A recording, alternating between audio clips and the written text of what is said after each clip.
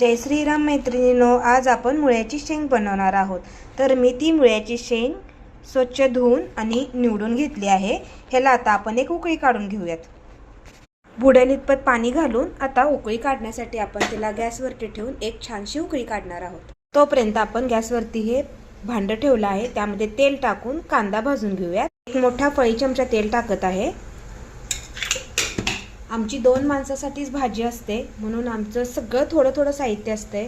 तुम्ही तुमच्या पद्धतीने जेवढी क्वांटिटी असेल त्या पद्धतीने साहित्य वापरून करू शकता। तेल आपलं छान तापले, त्यामध्ये कांदा टाकून घेते। कांदा टाकून लगेच टोमॅटो ही एक छोटा कापला आहे तोही यामध्ये टाकून घेते आणि हे छान आता परतून घेऊयात। 1 चमचा हळद, क्वांटिटीनुसार मीठ आपण सगळं तेलामध्येच टाकून घेणार आहोत। घरगुती कांदा लसूण मसाला, जशी तुमची क्वांटिटी असेल त्याप्रमाणे, तुम्हाला जसं तिखट आवडेल असेल त्याप्रमाणे तुम्ही टाकू शकता। ते आपल्या छान मुळ्याच्या शेंगाला उकळी आली आहे, तर आता आपण ह्याचं पूर्ण पाणी काढून घेऊयात गॅस बंद करून। छान अशी आपली ही शेंग आता उकडून झाली आहे।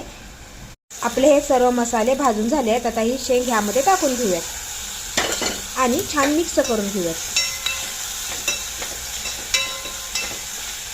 आता ह्याला आपण एक छानशी वाफ काढून घेऊयात। आता आपली छान भाजी शिजत आली आहे, त्यामध्ये 1 चमचा दाण्याचं कूट हे टाकून घेऊयात। भरपूर अशी कोथिंबीर टाकून घेणार आहोत आणि पुन्हा मिक्स करून आता आपली ही छान मुळ्याची भाजी तयार आहे।